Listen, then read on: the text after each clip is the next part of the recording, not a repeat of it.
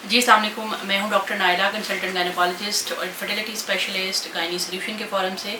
आपकी information, education, awareness के लिए वक्तन फ़वक्तन वीडियोस पे हम काम करते रहते हैं। आज हमने बात करनी है कि जैसा कि आप सबको अंदाज़ा है कि फ़ीमेल एक ख़ास टाइम तक फर्टाइल लाइफ गुजारते हैं, उसके बाद उनकी एग प्रोडक्शन स्टॉप हो जाती है और एग प्रोडक्शन के कुछ टाइम के बाद क्या होता है, उनके पीरियड्स भी ड्राई हो जाते हैं, खुश्क हो जाते हैं, यानी कि हार्मोन चूँकि बिल्कुल बेस लाइन पे आ जाते हैं। तो वो जो साइक्लिकली बच्चेदानी जो है वो प्रेगनेंसी के लिए महीने के महीने रेडी होती है और फिर वो ब्लड शेड ऑफ होता है, वो साइकिल ख़त्म हो जाता है। तो ये अब जब साइकिल एक दफ़ा ख़त्म हो जाता है और अगर आपको मुसलसल 1 साल तक पीरियड्स नहीं आते हैं तो हम कहते हैं कि आपकी जो पीरियड्स हैं ये मुकम्मल तौर पे बंद हो गए हैं। और उसके बाद बंद होने के बाद अगर आपको अचानक से ब्लीडिंग 2 साल 3 साल 4 साल के बाद एकदम से ब्लीडिंग होने लग जाती है या आपको डिस्चार्ज के साथ ब्लड आने लग जाता है, तो क्या ये ख़तरनाक चीज़ हो सकती है या ये एक रूटीन की चीज़ है? देखा ये गया है कि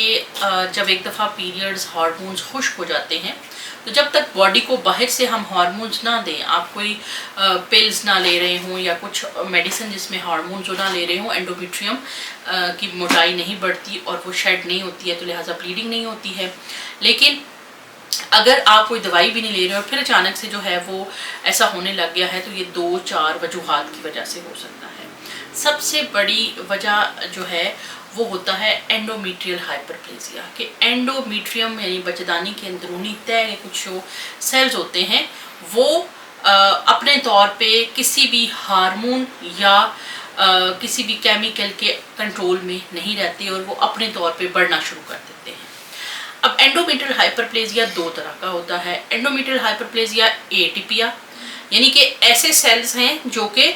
बॉडी के नेचुरल सेल्स से नहीं मिलते, उनके अंदर डीएनए की मिकदार ऊपर नीचे आ रही है। दूसरे क्या हैं, वो जिसके अंदर जो एंडोमेट्रियम की तरह के ही सेल्स हैं, बस उन्होंने अपनी ग्रोथ को हार्मोन के बगैर बढ़ाना शुरू कर दिया है। अब जो एंडोमेट्रियम की तरह के सेल्स हैं और उन्होंने अपनी ग्रोथ बढ़ाना शुरू कर दिया है, वो इतने परेशान को नहीं होते। उस बीमारी की सूरत में हम बस मरीज़ को ये कहते हैं कि अगर ये एपिसोड दोबारा होती है तो हम अंदर से बायोप्सी लेके चेक कर लेंगे कि क्यों ऐसा हो रहा है। लेकिन अगर वो एटिपिया वाले सेल हैं कि नॉर्मल बच्चेदानी के सेल से मिल नहीं पा रहे, तो ये इस बात की शबाहत है कि आपकी बच्चेदानी के अंदर कहीं ना कहीं कोई ट्यूमर या कैंसर बनने की इब्तिदा हो चुकी है। अगर आपकी रिपोर्ट के अंदर एंडोमेट्रियल हाइपरप्लेजिया विद एटिपिया आता है तो हम मरीज़ को कहते हैं कि आप बहुत ज़्यादा इंतज़ार ना करें, या तो आप एंडोमेट्रियल एब्लेशन करवा लें कि अंदर की सारी एंडोमेट्रियम को बच्चेदानी के लिए को एक किस्म का बर्न करवा लें, जो कि बहुत एडवांस प्रोसीजर है, पाकिस्तान में बहुत कम जगहों पे हो रहा है, या आप बच्चेदानी को रिमूव करवा लें, बजाय इसके कि ये एडवांस फॉर्म ऑफ कैंसर में तब्दील हो और बॉडी के मुख्तलिफ अज़ा में फैले और आपकी क्वालिटी ऑफ लाइफ और ज़िंदगी के दौरानिए पे असर करे। हम इसको उस ऑर्गन के साथ ही निकाल लेते हैं। अब कुछ पेशेंट ऐसी होती हैं जो शर्म हया की वजह से हल्की फुल्की ब्लीडिंग को नोटिस नहीं करती हैं, वो समझती हैं कि पता नहीं ये क्यों हो रहा है, ठीक हो जाएगा। चूँकि कैंसर एक पेनलेस चीज़ है, वो तब ही पेन करती है जब वो अपने अज़ा से बाहर, बेसिक जो उज़्व है उससे बाहर निकल जाती है, तो वो नहीं करती हैं। जब वो हमारे पास आती हैं तो हमें पता चलता है कि इनके अंदर बाकायदा वेल डेवलप कोई ऐसी चीज़ पड़ी हुई है जो कि